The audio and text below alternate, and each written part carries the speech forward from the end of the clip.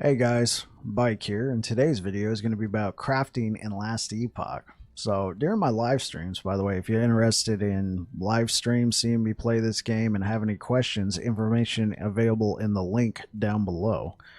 So when I'm playing this game, people will come by, they'll ask questions, and one of those is crafting, like I'm getting bodied, like what can I do? And I go through the usual streamer spiel, like, hey, do you have all your resistances capped? Do you have what's your armor looking like? Have you messed with crafting at all? And the answer is generally, maybe. I don't really know how it works. And so I decided I'm going to make a guide for it. It can be a little daunting, but I feel like I have a decent handle on crafting in Last Epoch. So I wanted to pass that knowledge off to you guys. So if you've ever seen any of my videos in the past, you probably know that I typically just record one big chunk of a video of me just explaining everything a lot. I'm going to try a slightly different format. We're going to have some timestamps available, and we're going to have different sections. And so if there's anything that you're looking for in particular, check the timestamp, see if you only got a question about glyphs or particular runes. Definitely go check that out. So without further ado, let's get into it. All right. So why is crafting important? That might be a question that you're asking. We are playing a looting game after all. Shouldn't we just be able to find the stuff that we're looking for? Well, Last Epoch vomits loot. There's just loot all over the place, and a lot of the times you'll find a piece of gear with like an affix or two, or maybe even three. I mean, if you find one with all four affixes you're looking for on there, you found yourself a unicorn, so congratulations. But even in a case that you have found, like, let's say that unicorn, it's still going to be useful to use the crafting guide, because let's say it's got that one affix that you really want. It's exalted, it's tier 7, it's got what you want on there, but a couple of the other affixes, even in a unicorn scenario, they're not T5. That's the highest you can go, by the way, is T5, and I'll explain all these terms in a moment. I just wanted to go over why crafting is important, because even after you have a piece of gear that's fully maxed out, there's still stuff that you can do with it to make it even better, assuming you have forging potential. I'm sure all of these terms might be a little confusing, but I do want to do my due diligence and tell you, yes, crafting is important in Last Epoch. If you want to go anywhere in Last Epoch, crafting will be necessary. So let's go ahead and we'll just kind of go down the list and start with everything. All right, let's begin square one. How do you even get to crafting? So the game does tell you early on, but like, let's say maybe you were looking away at that point in the game, you're doing something else. There's a couple different ways that we can access crafting, and the most common way, and the only way I use, is you hit F. Well, that was a bit anticlimactic. Let me click on the game. You hit F on your keyboard. This will pull up the crafting menu, and you're going to have a couple different options here.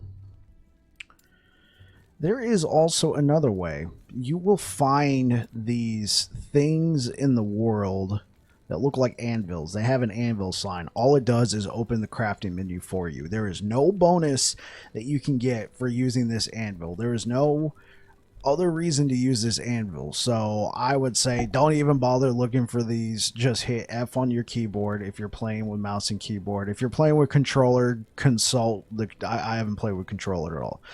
F on the keyboard is default. So what are we going to do now? Well, one thing that's going to be happening is, as you're playing through the game, you're going to be finding these things called glyphs.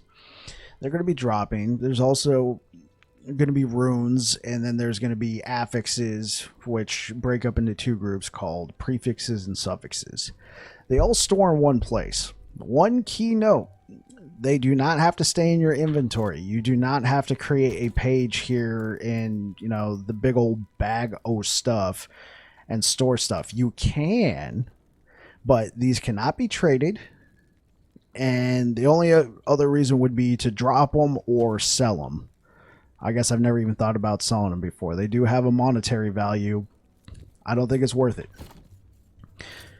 What you're going to be doing is you're going to be hitting transfer crafting items all over to your little pouch here. Unlimited storage, or as far as I know, unlimited storage. And then if you ever want to look and see what you got in here, you can click this tab, view materials. You can view all that stuff. All right, so to get back to my original, I wanted to make that clear. If you had absolutely zero idea and you just, all of your stash was being taken up by this stuff, transfer crafting items. Just what, like, because I was like that at first for a little bit. I was playing, I was storing all this stuff, so I just wanted to go over that one caveat real quick. Okay, so we now have the forging menu open. Let's go ahead and upgrade a piece of gear. So we have a couple different options when we come to this page right here. We can use a rune, or we can use a shard. Shards are what are going to add to these slots right here. We have a couple different slots. We have prefixes and we have suffixes. They each have their own different modifiers that can go into either side. They are not interchangeable. I cannot like say I want to remove this mana right here and put mana over here. They don't work like that. There are set affixes that drop in the suffix pool and the prefix pool, and they're not interchangeable. There's nothing you can do about that. It's just a mechanic of the game, and you got to learn how to work with it. When you're going to go do this, it shows you what can be applied. You can click on your prefixes and you can look at all these available options that you could put on there. The one caveat is it's only going to show you if you have the shard right here. So all these shards right here, I know I could put it there because it's been added to my pool of shards over there. So in this particular case, we have an open slot. I'm going to look through here and I'm going to decide what I want. Let's say I want to keep the mana, I want to keep this added javelin lightning throwing damage, and I want to keep this armor. I look through the available pool of suffixes I have here, and I have decided I wanted to add cold resistance. So what is our next option? Well, there's a couple things you want to look. You can just go willy-nilly, hit add affix right now, and you're good to go. You've just added an affix. I will admit I have done some stuff really quick and fast like that because I'm in a hurry. I just want to get something ready. I'm leveling. I'm just playing through the campaign.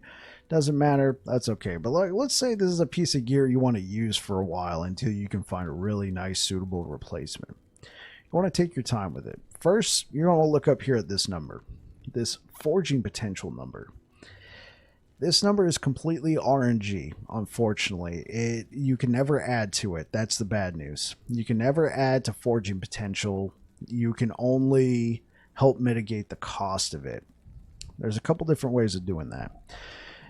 First way is another RNG way called a critical success. I click this button right here. It adds a cold resistance to this part right here. There's a little off screen, you can't see it. Something's rolled, and it determines whether or not that craft was a critical success. If it was a critical success, it will add one tier 1 rank here because we don't have anything here yet. It'll add a tier 1 rank, and then it will upgrade one of our other open slots to by 1. It's weird. We'd have to see it in action. It'll upgrade one of these by 1, and it'll add a shard to this particular slot, and it'll cost 0 forging potential. Well, you can't rely on that. Well, we have a couple different ways we can also deal with that as well. Number one way would be glyphs. Let me introduce you to the Glyph of Hope. This is the number one glyph you're probably going to be using for 95% of all of your crafts. The reason why is when you are adding a shard, in this particular case right here, there is a 25% chance that it will cost no forging potential. And every time you use this, it will expend a glyph. The glyph is not expended when it goes through. Every time I do this, one of these glyphs get expended, and then there's a 25% chance that it'll cost no forging potential.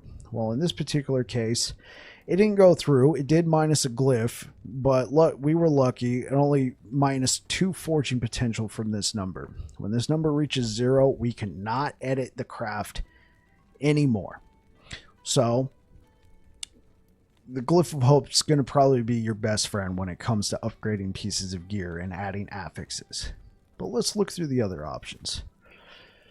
Let's say there's an affix on here that I don't want, and I'm feeling lucky. We have the Glyphs of Chaos. When I go to upgrade my next affix, it'll randomly change it to something else. Now this one is risky because now we don't have the buffer of there's a 25% chance to cost no forging potential. As you see, it still costs 1 to 10 forging potential when we do that. And it's going to change it to something that we have no idea what it's going to cost. It is risky, but maybe you're looking at your build and I've decided I don't want this mana. This mana will not help me whatsoever. Literally anything else could be better. I'm going to roll it. And that was a critical success. That was a critical success. It shouldn't have done that. I rolled with a Glyph of Chaos. Okay.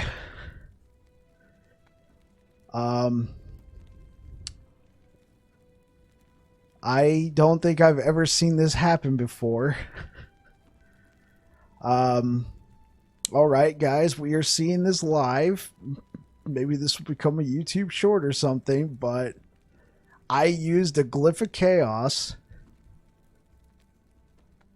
I think I got it now.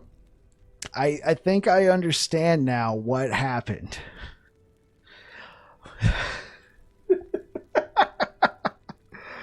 I understand what happened now.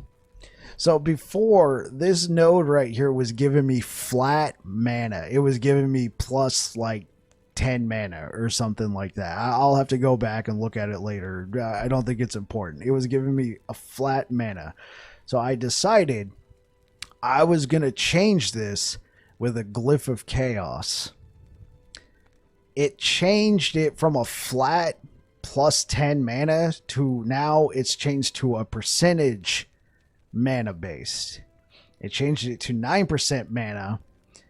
There was a critical success on it. So we were at a tier 3. When we upgraded, it would have gone to a tier 4 and then changed what it was to something else. Remember before I was saying earlier, anything but mana for whatever hypothetical build we are working on? Well,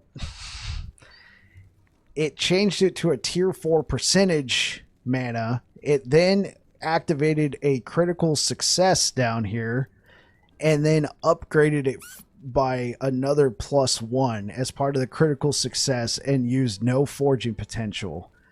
This is a very rare situation that I think has happened only a few times to me, and I caught it here on camera as I was attempting to make a guide. So yes, this is a potential that can happen. It is kind of rare. So we've just seen what the Glyph of Chaos can do.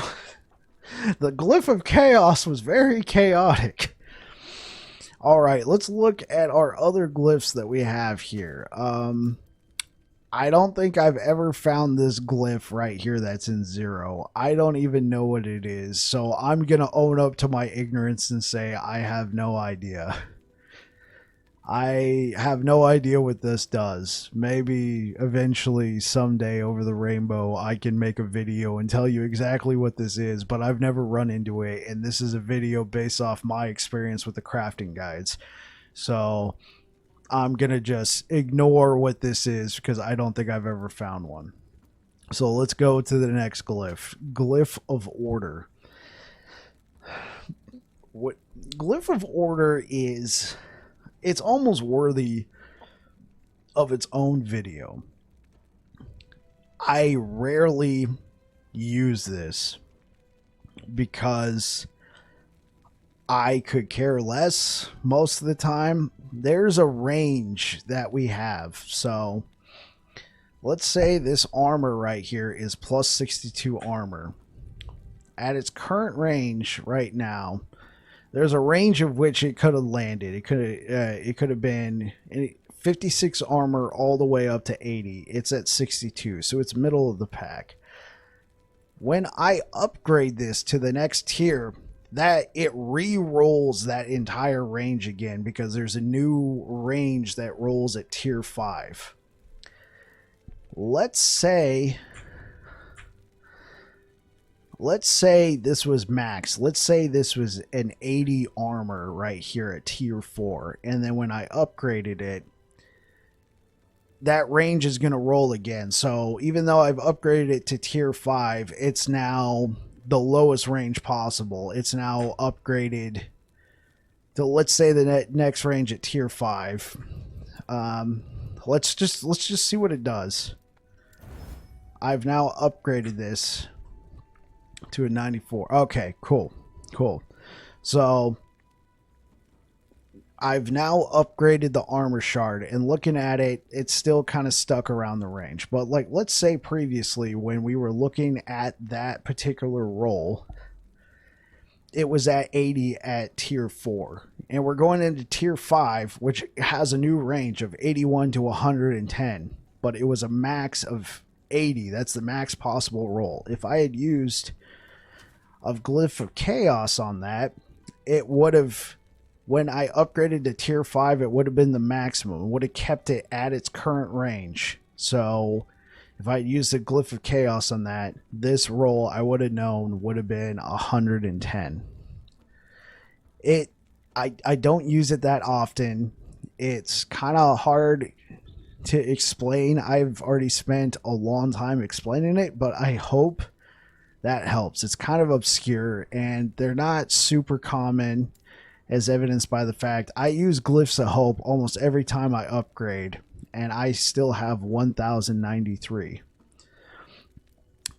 I use Glyphs of Order maybe once or twice per character, and I have 133. Now the last glyph, the Glyph of Despair, this is an interesting one because it doesn't tell you what the chance is. They just tell you it has a chance to seal the affix. So basically, when you roll this to upgrade this to the next tier, there's a chance that it will seal it down here, leaving this slot open. We can go ahead and try. I don't want to try and do this too much to recreate this because these are kind of rare, and these are very useful when you're working with pieces of gear that you want. But for science, I'm going to do it right now. It didn't go through, and we got another critical success. Since there was no other affix that can be upgraded, it upgraded this one. It worked. So, as you can see, we had a minus cost of 16 forging potential, and it sealed the affix down here. So now we can add a new affix. In this particular case, let's go with health. And what I would probably do in this situation is use my Glyphs of Hope and roll through them to try and upgrade this as much as possible. Well, that didn't go through. This piece of gear is now done. I now happen to have 5 affixes on this piece of gear. Not very common. I think I got a couple pieces of gear because it is completely RNG if the Glyph of Despair works. It happened to have worked for us, so we got lucky. It sealed the affix down here, so this piece of gear effectively has 5 affixes. Now, not all of them are maxed out, and you can't seal an affix if it's already maxed out. In this particular case, these are maxed out at tier 5. So that piece of gear is done. Okay, so we've just learned some information. That was kind of funny how everything worked out. Let's go over runes. So we have this sword right here. Let's say I want to keep everything here, how about I just show you how I would alter this sword to suit a build that I might be working on. I'm probably not going to be using this necrotic damage, so I got a couple different options. I can use a Glyph of Chaos to take it off, or I can try and get lucky and use some runes. Let's go over the runes real quick. So I can shatter it and it would destroy the item. In this particular case, I don't want to do that. These are also going to be one of your best friends. These are going to be your most used runes for sure, because there's going to be affixes on gear that you want, because you don't want the gear, you want the affixes that are on there. You're going to shatter it, and it's going to give you shards back that automatically get added to your pool. But let's say you want to manipulate the piece of gear and not use glyphs. I'm going to switch this over to a Glyph of Hope, because it will give us a 25% chance to not use any forging potential. Because runes, much like adding an affix, will use forging potential. So it's important to use your Glyphs of Hope in this particular case. So we have a couple different options. We have Rune of Refinement. Rerolls the values of an affix on an item within their tier. So do you remember that Rune of Order that we were using earlier? When I hold down Control Alt, it shows me the ranges that these particular affixes can roll at. And now I can see that these particular ranges are all over the place. But like, let's say I really wanted to try and bump up that plus 40 to melee fire damage. I normally could not alter it with a Glyph of Order because it's already maxed. When an affix is maxed, you can't use glyphs on it anymore. This is where the rune would come into play. This particular rune is going to re-roll the values of all of these, and we might be able to get a better range. The Rune of Refinement in particular is good to save it for when you already have when you already have all these slots filled up, and now you know, okay, now I can kind of try and play with it, because it's going to use forging potential, and we got to be careful with that. But let's go ahead for science. Let's go ahead and use this Rune of Refinement. Let's take a look at this one more time, and then hit upgrade. So we just used 4 forging potential, so unfortunately our Glyph of Hope did not go through, but we just changed the ranges. So in this particular case, our melee fire damage, went down. It's a gamble. And our necrotic damage went down. Again, it's a gamble. But our minion melee damage already went up. This is why it's important to save the Rune of Refinement for after you already have the affixes you want on there, and you got a little bit more forging potential to play with. Rune of Removal. This is a major gamble, because it removes a random affix. It could potentially even remove an exalted affix that you want. Let's go ahead and use it for science. It's also expensive. It costs 1 to 25 forging potential. Assuming our Glyph of Hope doesn't go through, we might be missing out on something for science. All right, so our Glyph of Hope did go through, so we did not use any forging potential, and it removed that tier 3 affix that we had over here, the reduced minion melee the minion melee damage. That's now been removed. So what happens with those shards, when you use a Rune of Removal, it takes the shards and puts them into your pool. So this is a good way for just pulling shards off of an item if you want, especially if you have a bunch of these, to save on your Runes of Shattering.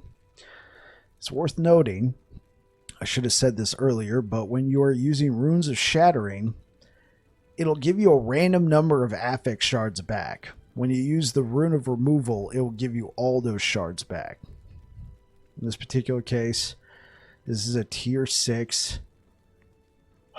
Excuse me. This is a tier 6 minion melee fire damage. Not minion melee fire damage. This is a tier 6 melee fire damage.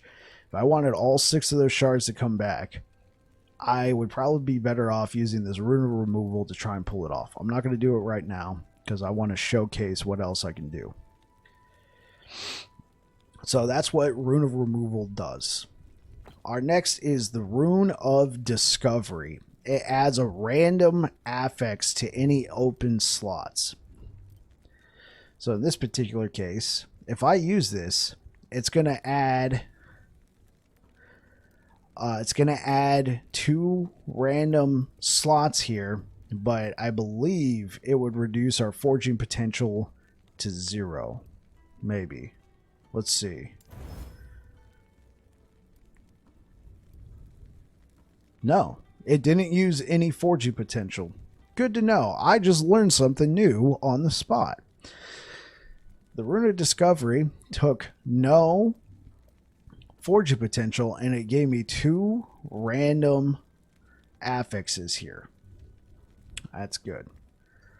Next, we got a Rune of Shaping. This re-rolls the implicits on an item.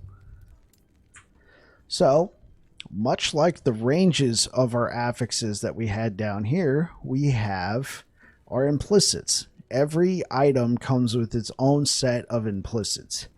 In this particular case, this Flaming Katana of Acid came with plus 38 melee damage. Well, the range on that is 38 to 38. That can't change. But below that, the critical strike multiplier that comes with it rolls on a range of 38% to 60%. It rolled to 38%, so it's on the lowest. This would be a good candidate to use a Rune of Shaping.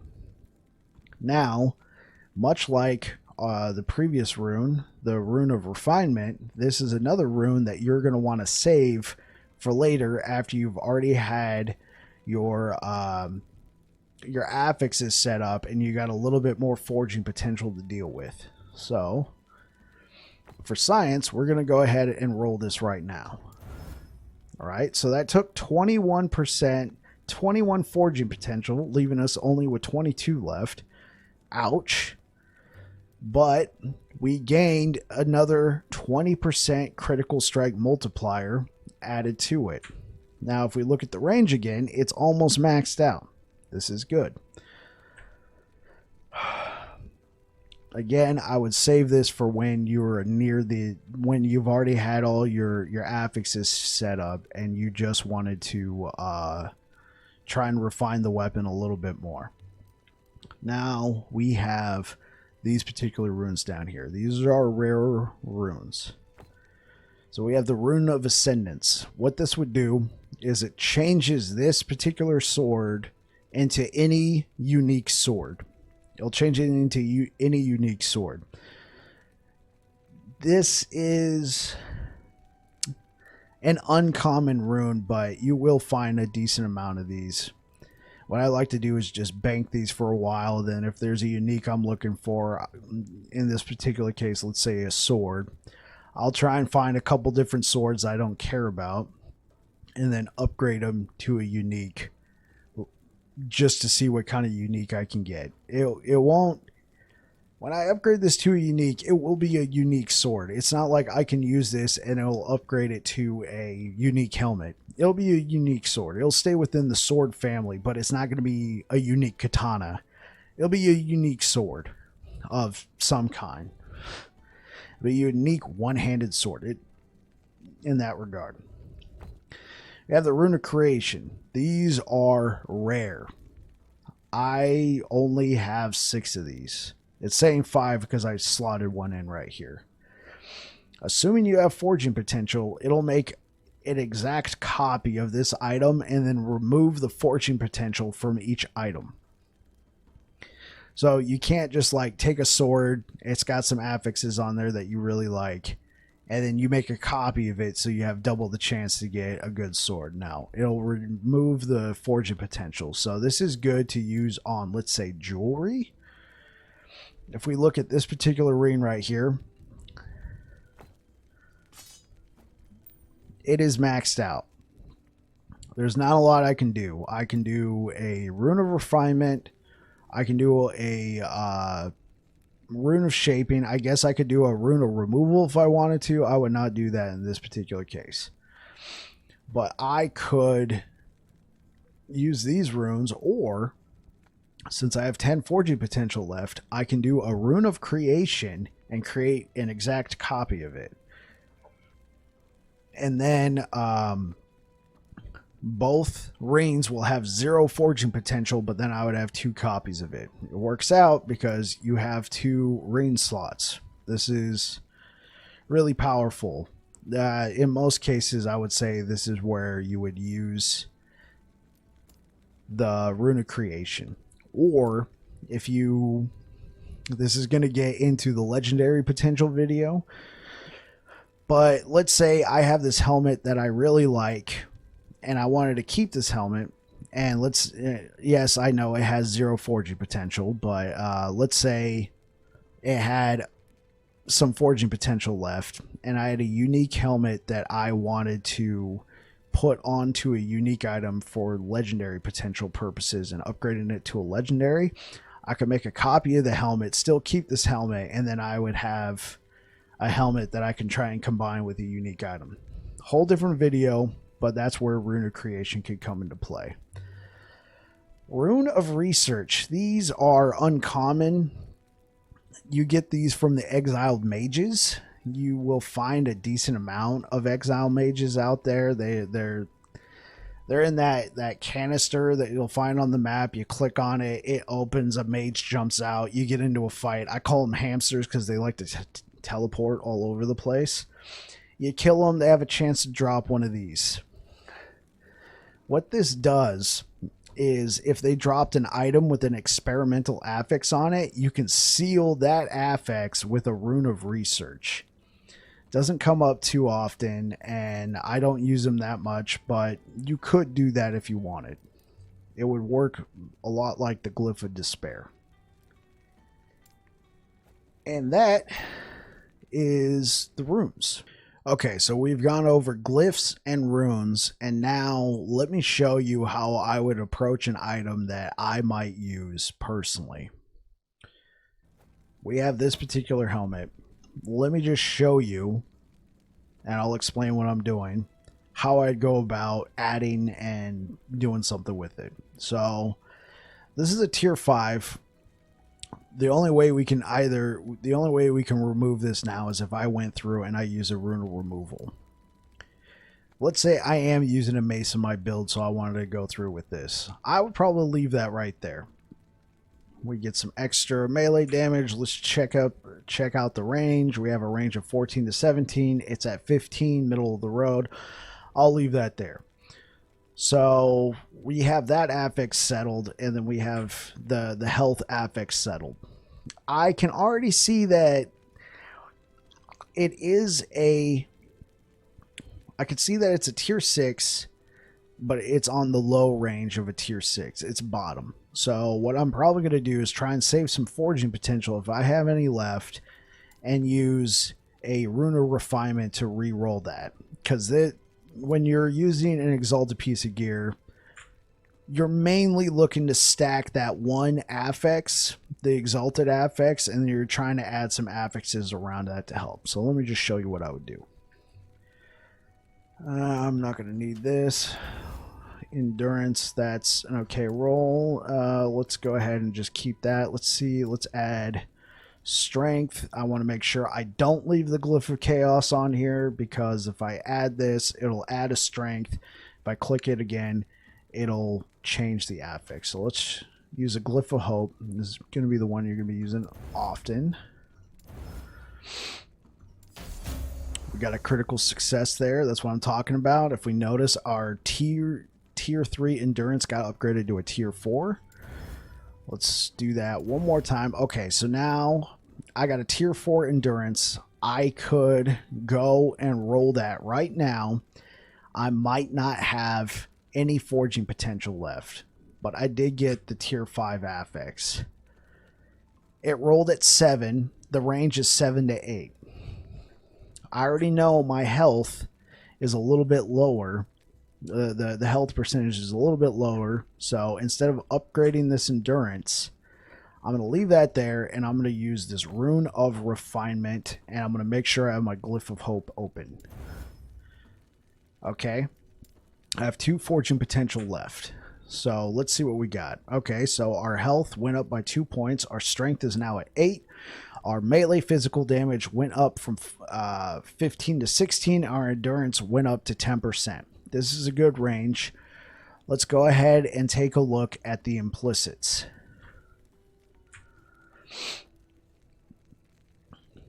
Okay, so we can do a 5 to 8%, or we can finish upgrading this endurance roll. Bam. That's what I went with. We upgraded the endurance roll. And there you have it. I just upgraded a piece of gear on the spot for you guys. I showed you how I would look at it. I use the information available to me. I use my Control and Alt to highlight and see what the ranges are. And now I got a helmet that is a little bit better because I use the crafting system. So I know that this video is probably going to be kind of long because that's just the way I am. But anyway, I hope that this helped you guys. And if you like this video, drop it a like. If you like what I do here, feel free to subscribe. So anyway, I hope you guys have yourselves a good one. You take care.